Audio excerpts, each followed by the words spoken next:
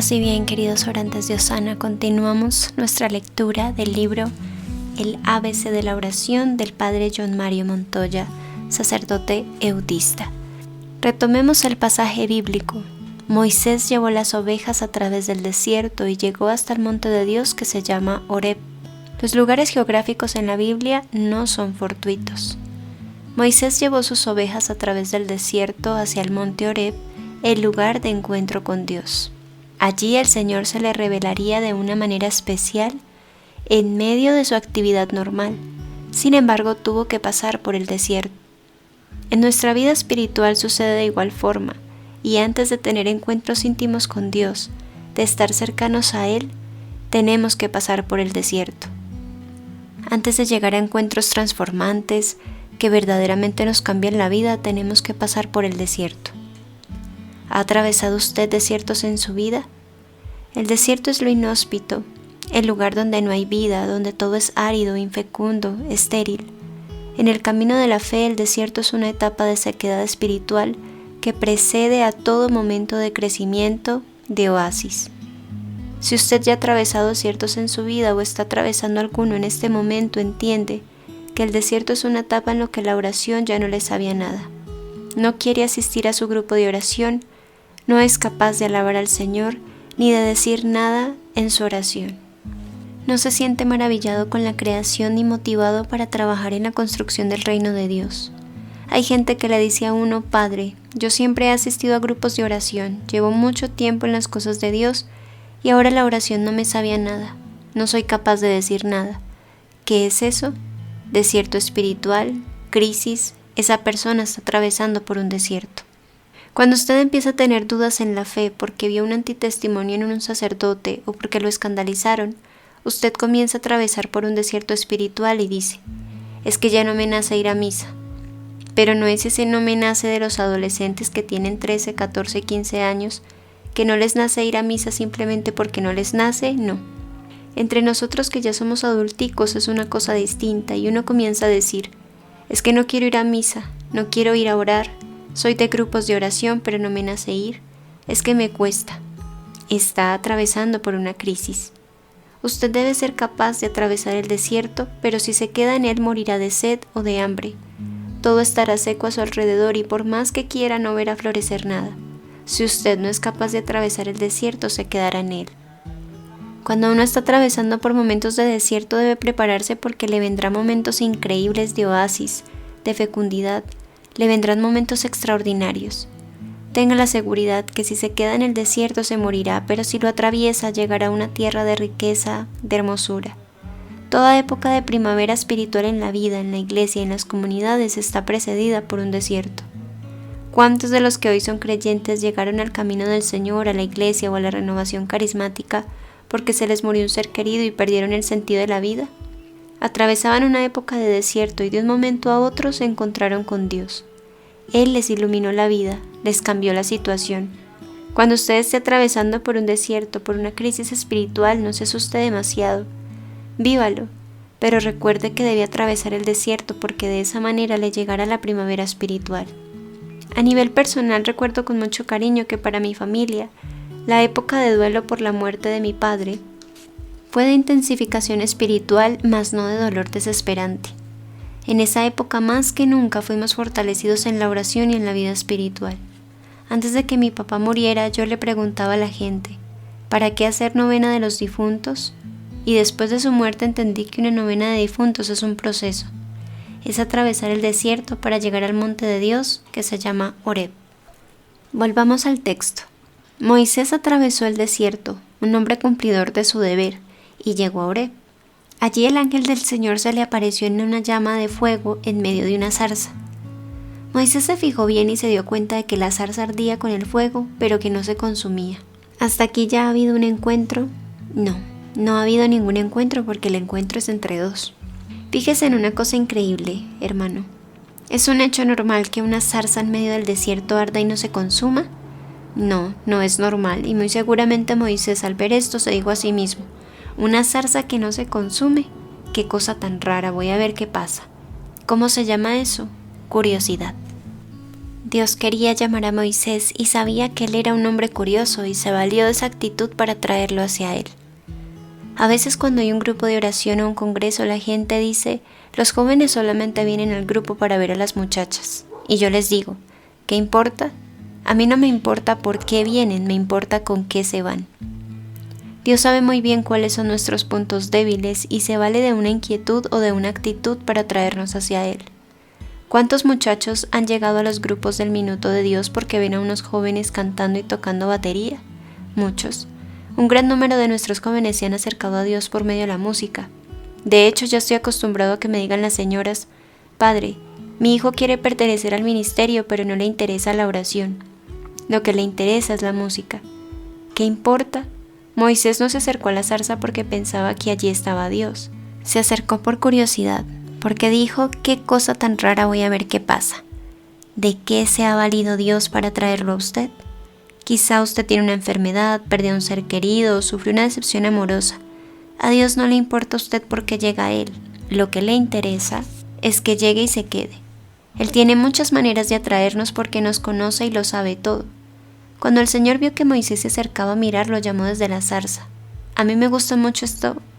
Cuando el Señor vio que Moisés se acercaba a mirar, lo llamó desde la zarza. A mí me gusta mucho esto porque cuando Dios llama a Moisés al encuentro le dice, Moisés, Moisés. Piensa en una cosa. Para nosotros el nombre no significa nada. Cuando está de moda María Paula, todas las niñas se llaman María Paula y todos los niños se llaman Sebastián, Santiago. Elegimos los nombres porque nos suenan bien o por lo que sea, pero en la Biblia el nombre indica a la persona, lo que la persona es. Cuando Dios llama lo hace por el nombre. Jesús llamó a Pedro y ¿cómo le dijo? Simón. Cuando Jesús se le apareció a Pablo le dijo, Saulo, Saulo. El que Dios nos llame por el nombre significa que sabe quiénes somos. Cuando nos acercamos a ese encuentro que es la oración, debemos recordar que Dios sabe quiénes somos. No me venga con el mito de que usted no va a misa porque ha cometido pecado y le da pena acercarse a Dios. ¿Usted cree que Dios solamente sabe quién es usted cuando está en la misa? ¿Usted cree que si está caminando por la calle o en pijama por la casa, Dios no sabe quién es usted? Dios lo conoce a uno. La gente cree que se puede esconder de Dios, pero no es así. De Dios no se escapa nada ni nadie, de Él no se puede escapar. Entonces cuando Dios llama a Moisés, le dice, Moisés, Moisés, como diciéndole, yo sé quién eres. Conozco muy bien tu vida, tu historia, yo sé quién eres. Le dice el nombre porque significa que lo conoce y que es único para Él. Cuando usted y yo vamos teniendo experiencias íntimas de oración, nos sentimos únicos para Dios. Podemos estar en un gran estadio con las 45,000 personas celebrando Pentecostés, pero nos sentimos únicos porque en la oración nos sentimos únicos para Él. Hay personas que viven como si Dios fuera un bobo, como si no se diera cuenta de lo que hacen, como si Él solo se diera cuenta de lo que hacemos cuando se lo cuentan. No, Dios se da cuenta de todo porque está en todas partes. Usted puede controlar al hijo suyo a través del celular y él le puede mentir, pero a Dios no se le puede mentir. Él está en todas partes. ¿Cuál es la respuesta de Moisés ante el llamado de Dios? Respondió algo corto pero preciso. Aquí estoy, Señor. Bellísima la respuesta de Moisés. Esa es la respuesta de María, Samuel y Josué. Aquí estoy. Esa palabra como que lo resume todo. Es como decir, a tus órdenes estoy disponible, ¿qué deseas? Entonces la oración es la capacidad de decirle a Dios, aquí estoy. Tal vez lo que más tendríamos que decir en la oración es, aquí estoy. Yo lo invito a usted a que muchas veces en la oración le diga al Señor, aquí estoy. Dígale siempre y simplemente, aquí estoy. Continuemos con la cita bíblica. Dios le dijo, no te acerques, descálzate porque el lugar donde estás es sagrado. Aquí hay un juego extraño porque Dios atrae a Moisés, pero cuando Moisés se acerca a Dios le dice, no, no tanto. Aquí está el jueguito ante lo eterno porque Dios es alguien del cual no podemos disponer. A mí me fastidia tanto cuando le escucho a algunas personas que se refieren a Dios con el apodo de Chuchito, tanta confiancita con Dios como que no es buena. Mientras uno más se acerca al misterio de Dios, más respeto debe tenerle. Entonces Dios le dice a Moisés, acércate despacio y descálzate. ¿Por qué descalzarse? Usted y yo sabemos que uno se siente seguro para caminar si está usando zapatos. No importa que sea una vía pedregosa o en medio de vidrios. Tal vez lo que Dios le está diciendo a Moisés es: cuando vengas a encontrarte conmigo, quita todas tus seguridades. Vence tus seguridades. Moisés era un hombre que no sabía a qué se estaba acercando, y es como si el Señor le dijera: un momentico, que estás entrando en el misterio de lo sagrado, de lo maravilloso, de lo extraordinario. La oración es el ámbito de lo divino y hay que entrar en él, pero despacito. Nunca lo abarcaremos totalmente ni sabremos completamente quién es. Nunca lo sabremos todo acerca de Dios porque es inabarcable. Nunca lo sabremos ni lo comprenderemos todo sobre Él porque es Dios. Usted y yo no somos Dios, aunque a veces nos creamos dioses y queramos ser eternos. No somos eternos. El único eterno es Dios. Aunque queramos ser santos, no somos santos. El único santo es Dios. Queremos ser perfectos. No somos perfectos. El único perfecto es Dios. Descálzate para entrar en lo divino, porque aquí no es relevante si eres carismático, catecúmeno, católico, protestante, no importan tus títulos, ni tu estrato, si eres blanco o negro. Ante Dios no hay seguridades que valgan. Que es hermana del obispo de la diócesis de tal parte, eso ante Dios no tiene relevancia. Descálzate. Que he hecho muchos cursos y he leído mucho, no es relevante. Descálzate. Que todos los meses traigo los diezmos a la iglesia, no es relevante. Descálzate, porque tienes demasiadas seguridades para encontrarte con Dios y te impiden acercarte a Él. Tienes demasiadas seguridades, estás muy sobradita. ¿Te crees muy seguro? ¿Crees que ya lo tienes y lo sabes todo? Descálzate. ¿Saben por qué nos fascina la oración? Porque nunca podremos decir que lo sabemos, lo agotamos o lo tenemos todo. Nos fascina la oración porque es el mundo de la novedad total en donde Dios no es manipulable. A veces a los poderosos y a los ricos les cuesta orar porque Dios no es manipulable con dinero ni con ningún otro tipo de chantajes. ¿Quieres entrar en el ámbito de la oración? Te digo hoy, descálzate, quítate seguridades, vence todas tus seguridades. ¿Cuáles son tus seguridades hoy? ¿Qué tipo de seguridades tienes? Vence tus seguridades, quítalas para poder encontrarte con Dios. Dios le añadió: yo soy el Dios de tus antepasados, soy el Dios de Abraham, de Isaac y de Jacob. En otras palabras, Dios le está diciendo a Moisés: te estás acercando a lo absolutamente desconocido, pero que tiene un ámbito conocido. Soy el Dios de tus antepasados, el Dios conocido y fiel, el Dios que no cambia. Te estás adentrando en el misterio de lo eterno, pero te he dado muestras, te he hablado, te he enseñado, es decir, no estás perdido, no te estás adentrando en una cosa nueva.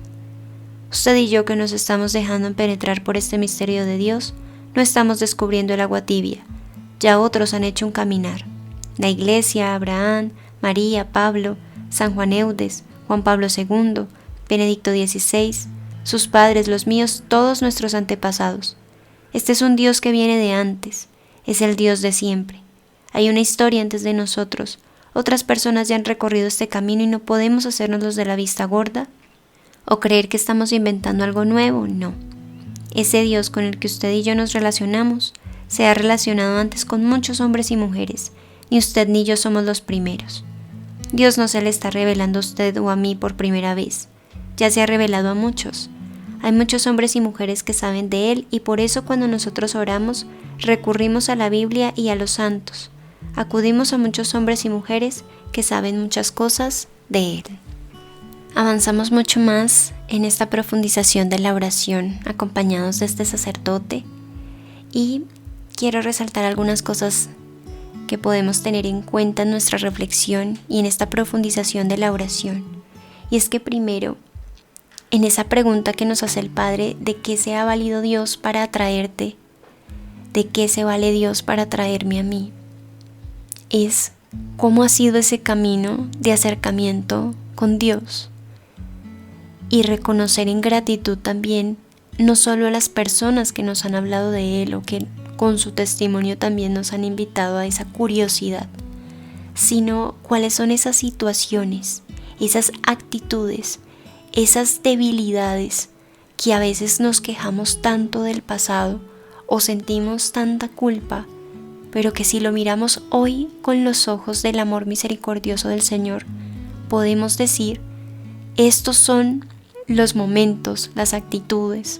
Estos son aquellas curiosidades, aquellas cosas de las que Dios se ha valido para traerme hacia Él. Luego, detrás de esa situación, de esa actitud, hay una gratitud pendiente por hacerle al Señor. Y eso tiene que ver con la salud mental, porque en la salud mental lo que trabajamos y lo que les comparto a mis pacientes es esto: ¿qué es lo que hay detrás de esa situación, de esa actitud, que por más que se fue por un camino equivocado, finalmente, viéndolo desde nuestra fe, Dios se ha valido de eso para que fueras mejor persona, para que lo hicieras diferente, y aquí ahora en esta lectura, para que te acercaras a Él. Y abrir el corazón en esa gratitud nos permite profundizar con una mirada de amor hacia nosotros mismos también. Un segundo punto es: ¿cuál es la historia de tu nombre? Muchas veces también con mis pacientes trabajamos en esa historia, y es reconocer, más allá del significado esotérico, que eso no tiene que ver ni con la salud mental, ni con la salud emocional y espiritual, sino reconocer cuál es el origen de ese nombre, de dónde viene en nuestra familia. No fue porque sí, no fue fortuito, dice el Padre. En esos encuentros con Dios no son fortuitos, tampoco es fortuito que tengamos ese nombre. Dios nos ha pensado y a través de ese nombre también nos llama a una misión. Entonces, más allá de qué significa, es a qué me llama el Señor con mi nombre. Que yo pueda descubrir a través de esa historia de mi nombre y también vivirlo en gratitud.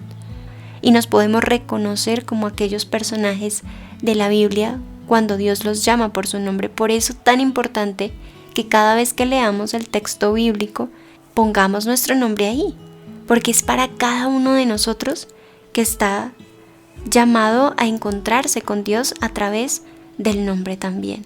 Un tercer punto: decirle a Dios: aquí estoy. La oración es la capacidad de decirle a Dios: aquí estoy. Antes de entrar con el monólogo, que le digamos: aquí estoy, Señor. Recordar también el estar en presente. Aquí estoy, es decirle: aquí estoy con todo lo que hoy traigo, con lo que hoy pienso, con lo que hoy siento. Y en esa forma también voy abriendo mi corazón hacia Dios.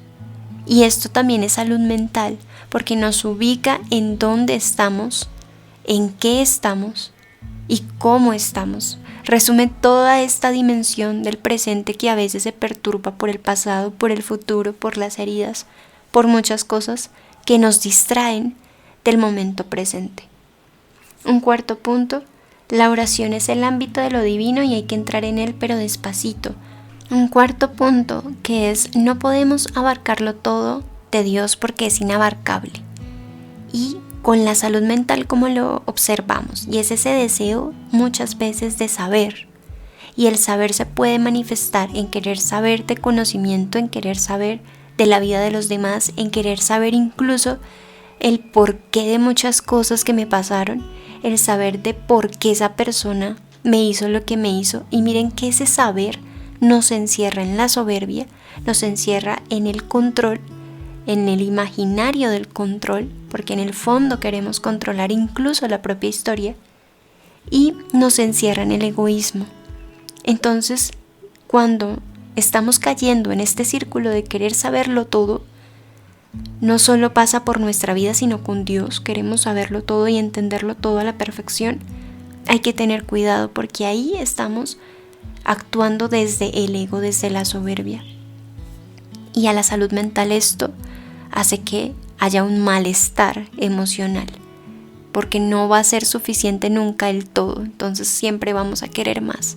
Y ahí caemos en ese círculo vicioso de querer, de llenarnos, de incluso manipular muchas cosas para tener ese conocimiento, no tener tiempo de calidad, sino llenarnos de muchas cosas. Entonces, aquí también muy importante en la humildad lograr reconocer nuestra humanidad desde la salud mental también, que es limitado lo que podemos saber, lo que podemos conocer, y hay otras personas que entienden unas cosas mejor que nosotros, y qué bien lograr reconocerlo desde la humildad.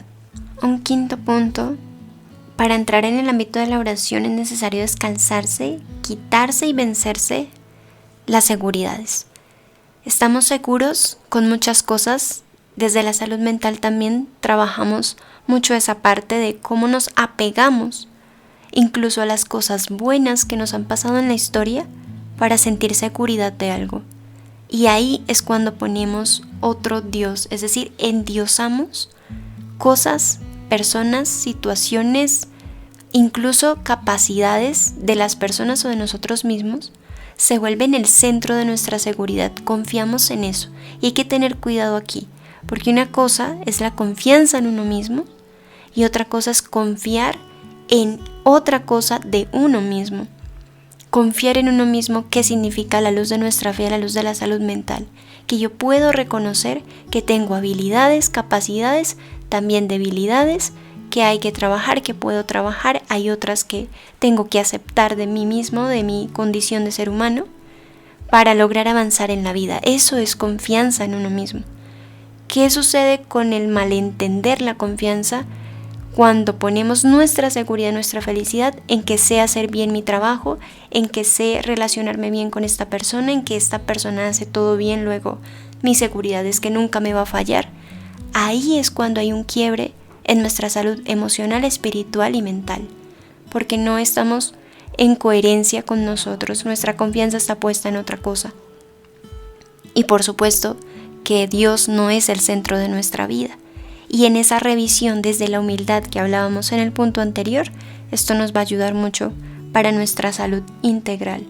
Reconocer dónde está nuestra confianza, que podemos confiar en alguien que es perfecto y que nos vamos encontrando con Él y lo vamos conociendo. Y como Él habita en nosotros, entonces podemos confiar en Dios, en nosotros y con nosotros. Es esto lo que hace que logremos vencer las seguridades. Y habla también del desapego, del desprendimiento, del despojarse de, muy consistente y coherente con la bienaventuranza de dichosos los pobres de espíritu, porque de ellos es el reino de los cielos.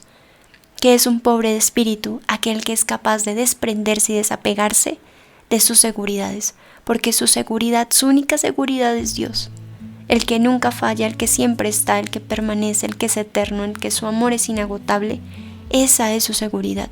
Luego todo lo demás está puesto en las manos de Dios y en esa medida vamos encontrando las capacidades con Dios y en Dios que Él mismo nos da y nos renueva para atravesar y vivir nuestros desiertos, nuestra vida, lo que va pasando conforme vamos caminando.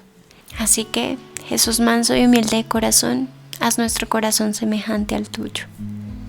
Espero que estos puntos les ayuden a profundizar mucho más. Dios les bendiga. La próxima semana continuamos.